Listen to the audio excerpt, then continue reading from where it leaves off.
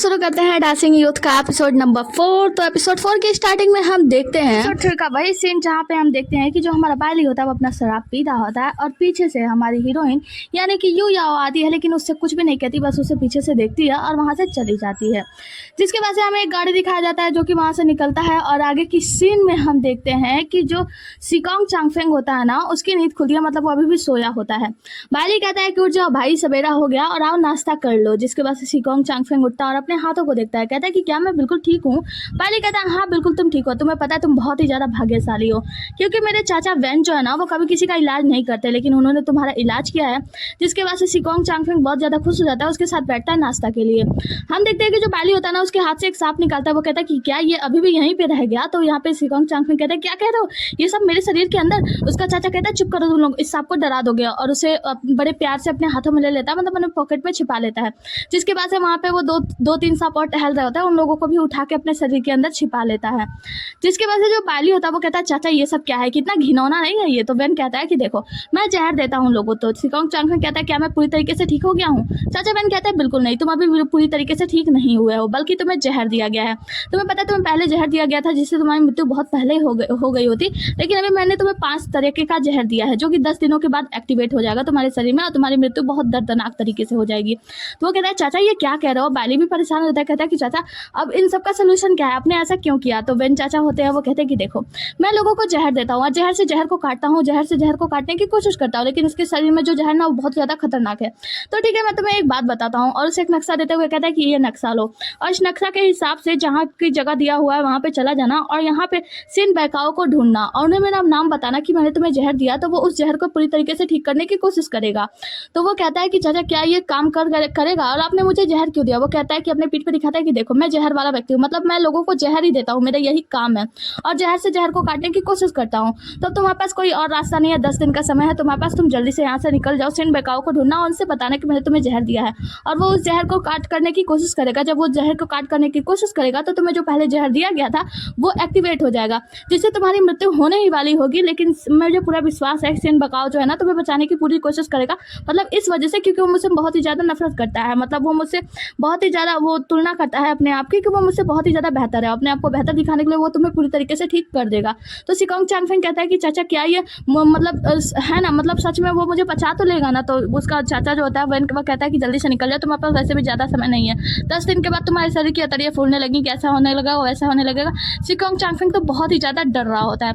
जिसके बाद से हम शहर के बाहर का सीन देखते हैं, हम देखते हैं कि सिकोंग चांगफेंग जो होता है अपने घोड़े पे जाने के लिए तैयार होता है। सिकोंग चांगफेंग कहता है कि 10 दिन का मेरे पास समय है, मुझे नहीं पता कि मैं जिंदा लौटूंगा या नहीं लौटूंगा, लेकिन बाइली मैं आपके लिए प्रार्थना करता हूँ कि आप अच्छे से जीवन जिएं और मार्शल आर्ट की दुनिया में आप जितना उपलब्धि हासिल करना चाहते हैं आप वो सारी उपलब्धि हासिल करें और आप अपने लक्ष्य को प्राप्त करें। बाइली कहता है कि भाई ऐसी बात मत करो, मुझे अच्छे से पता है सिकोंग चांगफेंग तो बिल्कुल ठीक हो जाओगे और तुम इरादा अच्छा रखना और हाँ जल्दी जब तुम ठीक हो जाओगे हम फिर मुलाकात के लिए इंतजार करेंगे। जिसके बाद से सिकोंग चांगफेंग कहता है कि हाँ बिल्कुल मैं भी उम्मीद करता हूँ और जाके अपने घोड़े पे बैठ जाता है।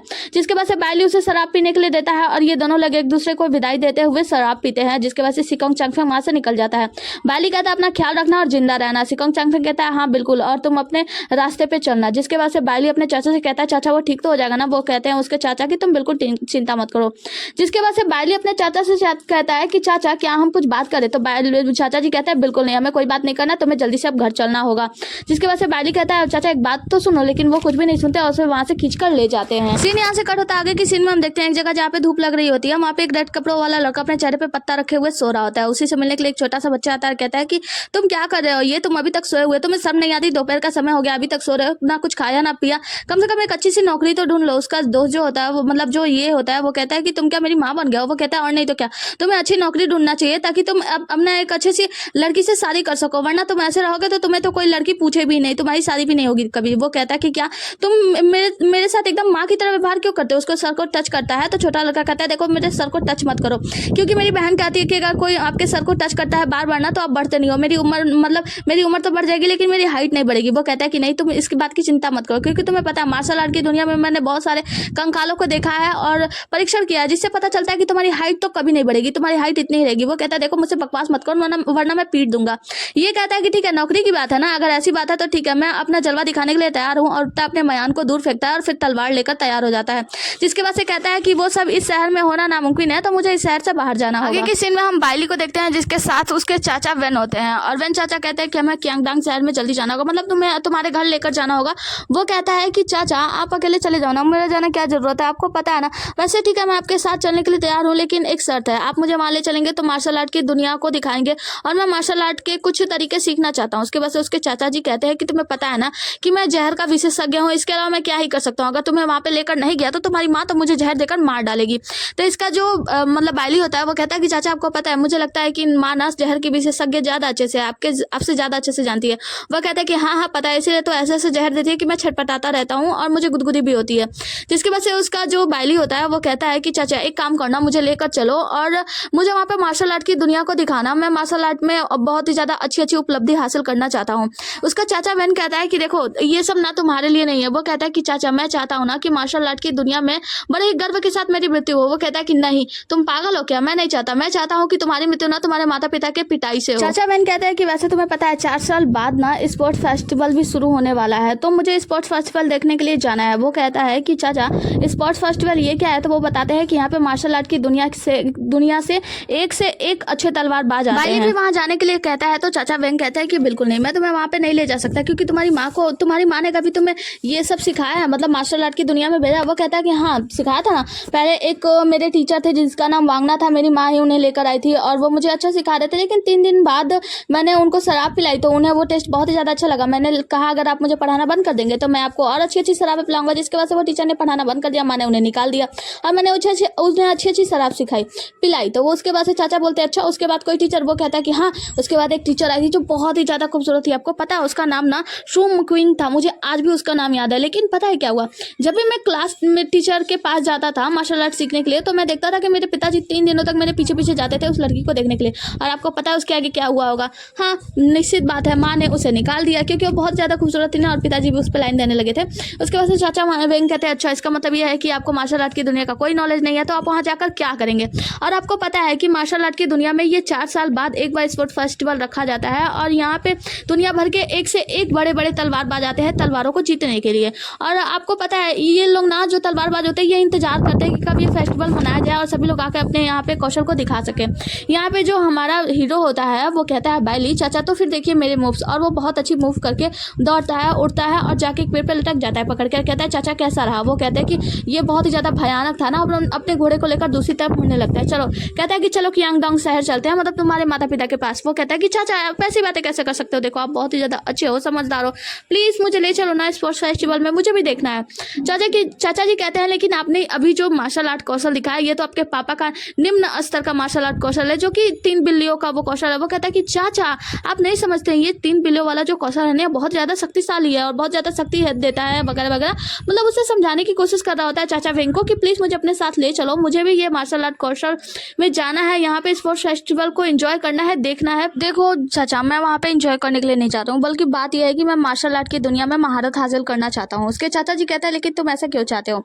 वो कहता है कि चाचा आज जब ये सब लड़ाई वड़ाई चल रहा था और मैंने 8 युवा मास्टर्स को देखा जो कि सब लोग एक साथ बंधे हुए थे, एक साथ एक दूसरे के लिए लड़ाई कर रहे थे, फिर मैंने सोचा जर्नल ये यानी मेरा दोस्त और मेरा यून जब वो लोग मारे गए थे उस वक्त अगर मैं मार्शल आर्ट का एक अच्छा व्यक्ति होता, मार्शल आर्ट में अच्छा होता तो मैं उन लोगों का साथ देता।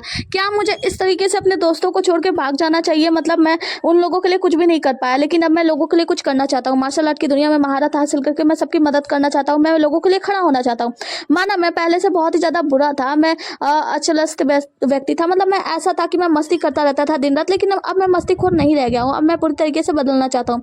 चाचा एक बात बताओ, मतलब मार्शल आर्ट की दुनिया में ऐसा कौन है जिसे आप अपना आइडल मानते हो, अपना गुरु मानते हो, जिसे आप बहुत ज़्यादा मानते हो? तो चाचा कहते हैं कि वो श्रीमान ली है। तो वो कहता है श्रीमान ली? कौन श्रीमान ली? वो कहता है कि श्रीमान ली के बारे में नहीं जानते, उनके बारे में सभी लोग जानते हैं। तुम्हें पता है कि बाइली में जब युद्ध हुआ था तो कुछ लोगों ने उनको मतलब वो किया, ललकारा किया कि हमसे युद्ध लड़ो, और श्रीमान ली ने अपनी एक तलवार से उन सबको संभाल लिया, सबको मौत के घाट उतार दिए। उस वक्त से श्रीमान ली मार्शल आर्ट की दुनिया के देवता बन गए और वो देवता है, तलवारों के देवता, उन्हें बहुत ही ज़्यादा मान दिया जाता है। जिसके बाद से जो हमारा हीरो होता है बाइली, वो कहता है कि चाचा मैं अब जाऊँगा और मैं मार्शल आर्ट की दुनिया में महारत हासिल करना चाहता हूँ, तो आप मुझे प्लीज़ वहाँ पे ले चलो जहाँ पे ये फॉरेस्ट फेस्टिवल चल रहा है। तो वो कहते हैं कि ठीक है अगर तुम ऐसा चाहते हो तो मैं तुम्हें ले चलूँगा, लेकिन एक बात बताओ तुम्हारे पास तलवार कहाँ है? वो कहता है कि हाँ चाचा मेरे पास तलवार नहीं है, लेकिन जब हम फॉरेस्ट फेस्टिवल में जाएंगे ना तो वहाँ पे मैं अपने लिए तलवार भी ले लूँगा। चाचा जी कहते हैं ठीक है फिर चलो तुम्हारे लिए तलवार ढूंढते हैं।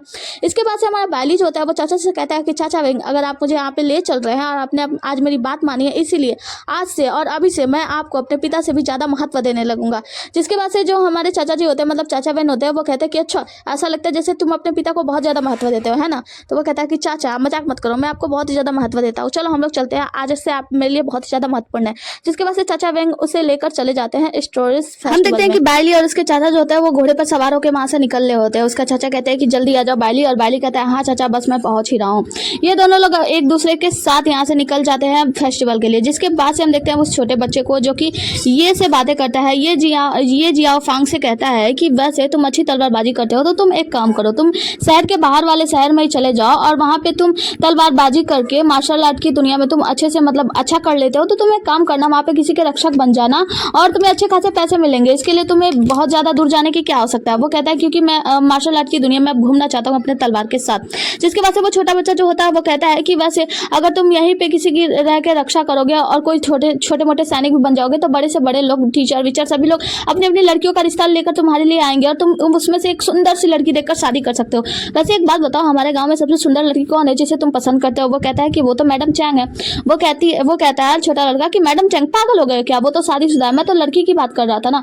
वो कहता है कि लड़की तो ठीक है, तो फिर तुम ही मेरे लिए कोई ढूंढ दो। छोटा बच्चा कहता है तो फिर मेरी बहन कैसी रहेगी, तो वो तो बहुत ज्यादा खूबसूरत है ना। सभी लोग कहते हैं वो बहुत ज्यादा सुंदर है। वो कहता है कि हाँ वो एक सुंदरी है, लेकिन वो अभी बहुत छोटी सी बच्ची है। अब वैसे तुम्हें पता है बचपन में मेरी सगाई तय हो गई थी। वो कहता है क्या तुम्हारी सगाई तय हो गई, लेकिन किससे। वो कहता है कि ये तो बहुत छोटी सी बात है, जब मैं बहुत छोटा था तभी मेरी सगाई तय हो गई थी, मुझे तो पता भी नहीं है कि अब मैं बड़ा हो गया हूँ और वो बड़ी हो गई है तो वो किसी और के साथ होगी या नहीं होगी या मेरा इंतजार कर रही होगी। लेकिन हाँ अब मैं यहाँ से जाना चाहता हूँ और मैं मार्शल आर्ट की दुनिया में सफल होना चाहता हूँ अपने तलवार के साथ, और मैं जिस चीज़ का इंतजार कर रहा था वो समय आ चुका है और जल्दी मैं यहाँ से बहुत दूर एक शहर में जाने वाला हूँ। वो कहता है कि कौन सा शहर, तो वो बताता है तियांकी नामक शहर में। तो वो कहता है तियांकी शहर ये तो बेली की राजधानी है ना, और यहाँ से बहुत ज़्यादा दूर है, तो तुम्हें उतना दूर जाने की क्या ज़रूरत है।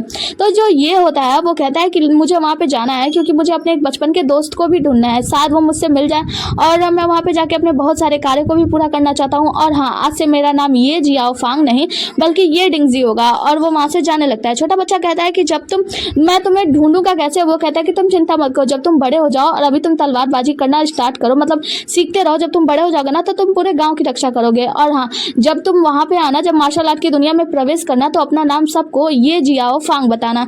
जिसके बाद से मैं तुम्हें ढूंढता हुआ तुम्हारे पास खुद चला आऊंगा, क्योंकि तब तक मैं मार्शल आर्ट की दुनिया में बहुत ही ज्यादा प्रसिद्ध हो गया होऊंगा। और कह के वहां से चला जाता है। छोटा बच्चा वो कहता है कि हाँ बिल्कुल ठीक है, मैं मार्शल आर्ट की दुनिया में आऊंगा और तुम्हें ढूंढूंगा। आगे का सीन में हमें दिखाया जाता है सेंजियान शहर का सीन, जहाँ पे हम देखते हैं कि बाहर में चाचा वेंग और जो हमारा हीरो होता है बायली, ये दोनों लोग पहुंच गए होते हैं। जब ये अंदर जाता है तो बायली कहता है चाचा यहाँ पे हर किसी के पास तलवार है, जैसा कि ये तलवारों का शहर है और वहाँ पे कुत्ते के पास भी तलवार होता है। तो वो उसका तलवार लेकर देखता है और कहता है कि कुत्ता वाला तलवार, तो वहाँ पे जो लड़की होती है वो कहती है उसके नाम से पुकारो, और वो तलवार रख देता है। कहता है कि माफ करना, मतलब यहाँ पे बच्चे के पास तलवार होता है। तो यहाँ पे बायली पूछता है कि चाचा आपने बताया नहीं इस शहर के बारे में, कुछ बताओ। तो चाचा जी कहते हैं कि संगजियांग जो है ना यहाँ पे, और जो ये वन है तलवार वन, उसमें क्या होता है तलवार जंगल में जितने भी लोग जब मतलब तलवारबाज मरते हैं उनके तलवारों को इस जंगल में लाके गाड़ दिया जाता है और 4 सालों बाद एक फेस्टिवल रखा जाता है जिसमें से उनमें गाड़े गए किसी तलवार का वो मतलब लड़ाई होता है उस तलवार के लिए, और विजेता को वो तलवार दी जाती है, मतलब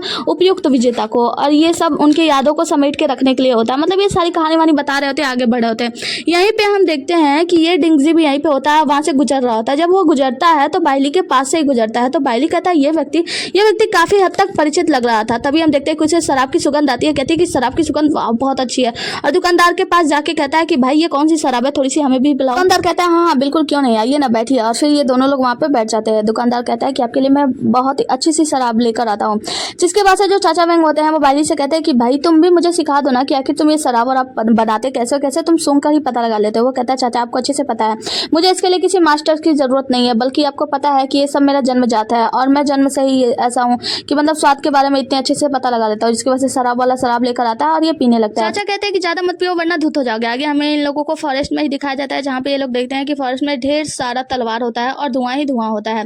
बायली जो होता है वो चारों तरफ ढूंढ रहा होता है कि चाचा वो जगह कहाँ है जहाँ पे वो फॉरेस्ट फेस्टिवल मनाया जाएगा, और ये इधर उधर घूम रहा होता है। तभी हम देखते हैं कि चाचा जी कुछ समय के लिए गायब हो जाते हैं। तो बायली चारों ओर ढूंढ रहा होता है। चाचा आते हैं और कहते हैं कि देखो ये रहा स्टोर्ट फेस्टिवल जहाँ पे ये शुरू होता है, और ये तुम्हें पता है 4 सालों में सिर्फ एक बार ही ये जगह खुलती है।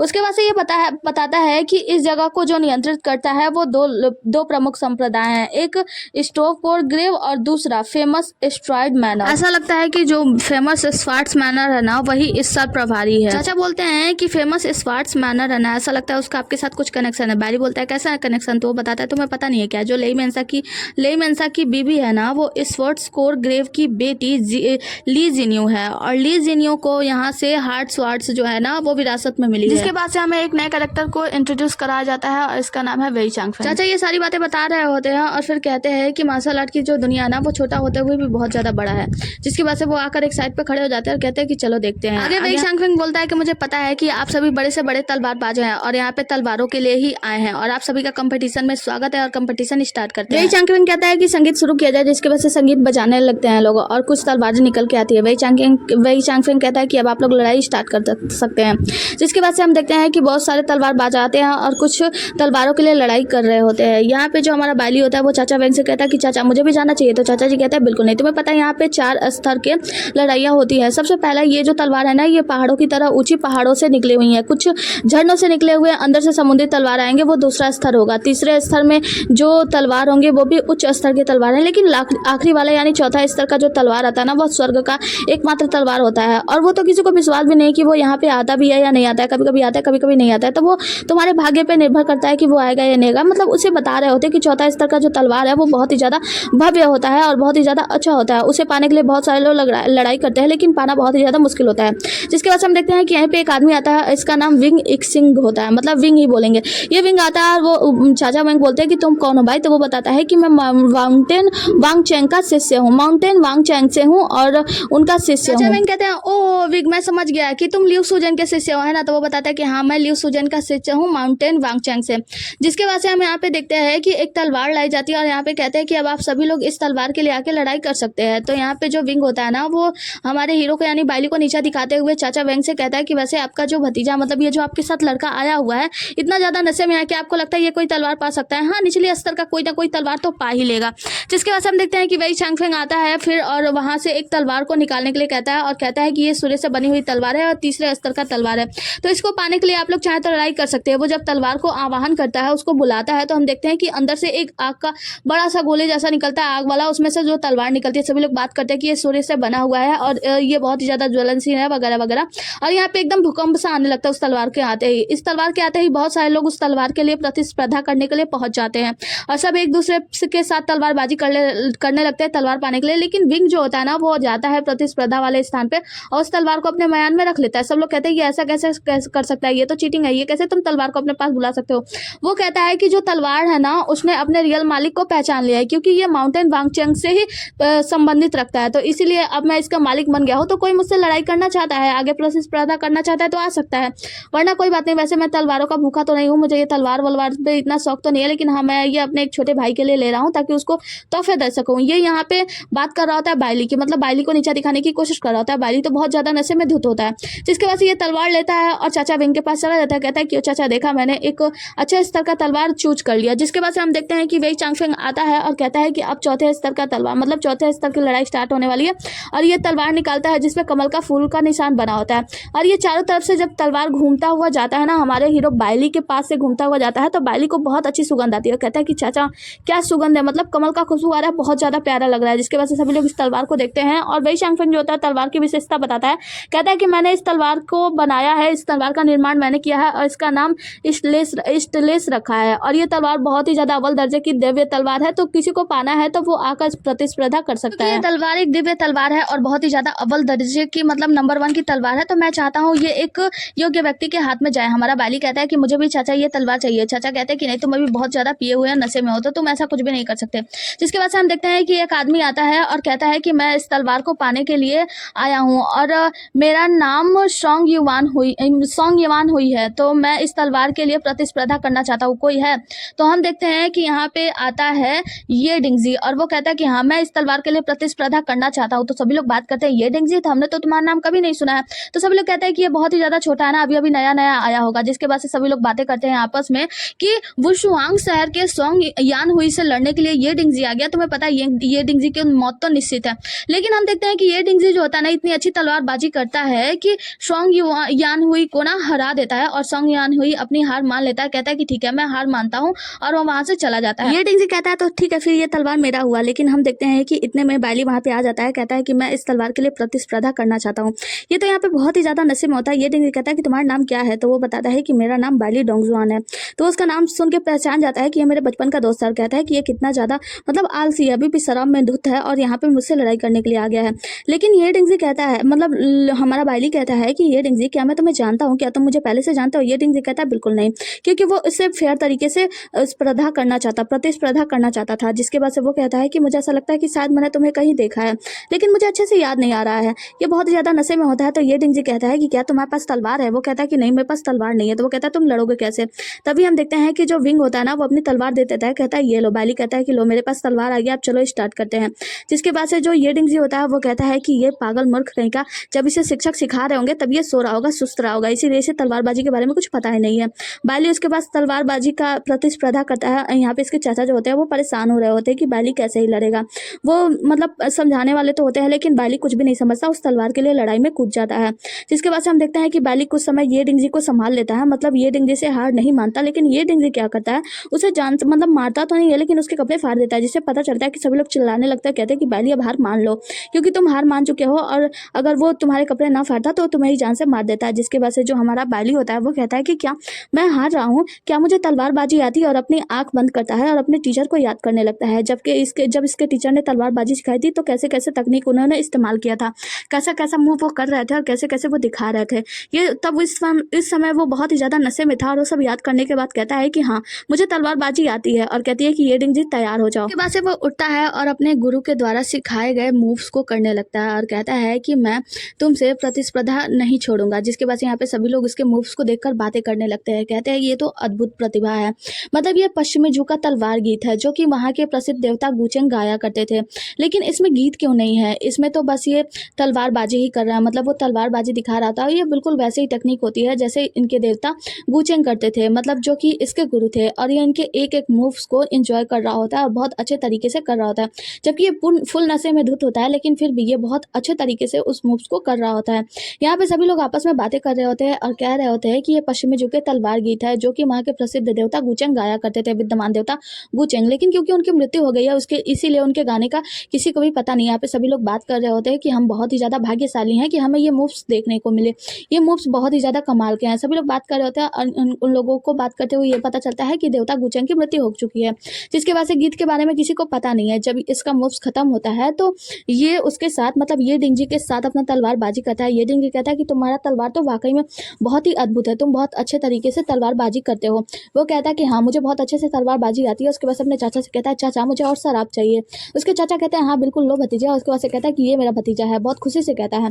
तो यहाँ पे हम विंग को देखते हैं, वो भी बहुत ज्यादा खुश होता है, कहता है कि ये तो सच में बहुत ही ज्यादा अद्भुत व्यक्ति है। जिसके बाद से ये लोग आपस में बातें कर रहे होते हैं, मतलब ये डिंगजी और ये हमारा हीरो बाइली। तो ये डिंगजी कहता है कि वैसे तुमने बहुत अच्छी शराब पी, मतलब एंजॉय किया।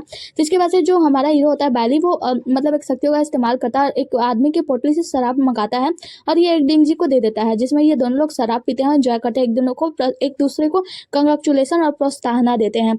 जिसके बाद से ये लोग दोबारा से अपना तलवारबाजी स्टार्ट करते हैं और हमारा हीरो इस बार न केवल तलवारबाजी कर रहा होता है, मतलब वो मूव्स दिखा रहा होता है, बल्कि वो यहाँ पे वो गाना भी गाता है जो कि इसके टीचर मतलब देवता गुचेंग गाया करते थे। हम देखते हैं कि जो ये डिंगजी होता है ना वो भी अपने दोस्त यानी बाइली को देखकर बहुत ही ज्यादा खुश होता है कि इसके मूव्स कितने ज्यादा अच्छे हैं और इसने मार्शल आर्ट की दुनिया में काफी अच्छा पदवी हासिल कर लिया है। और ये दोनों लोग अपनी लड़ाई स्टार्ट करते हैं, मतलब काफी ऊंचा उड़ान भरते हैं एक दूसरे पर वार करने के लिए कि आखिर इस तलवार को कौन जीतेगा। इसी के साथ ये एपिसोड यहीं पे खत्म हो जाता है। मिलता है अगले एपिसोड में, तब तक के लिए बने रहिए हमारे साथ। Tata bye bye, take care.